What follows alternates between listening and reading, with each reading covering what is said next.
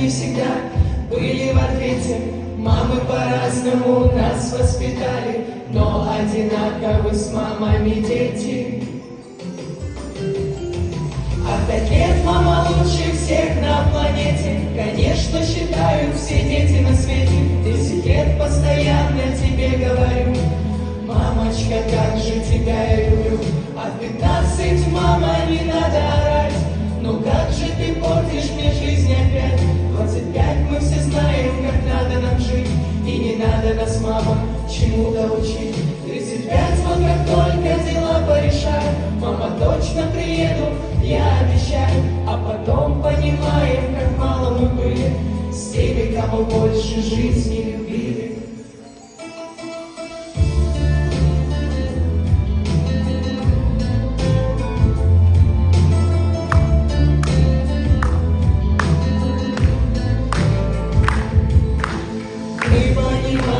Только с годами мамы роднее нет на планете. Мамы всегда и везде будут с нами, но одинаковы с мамами дети.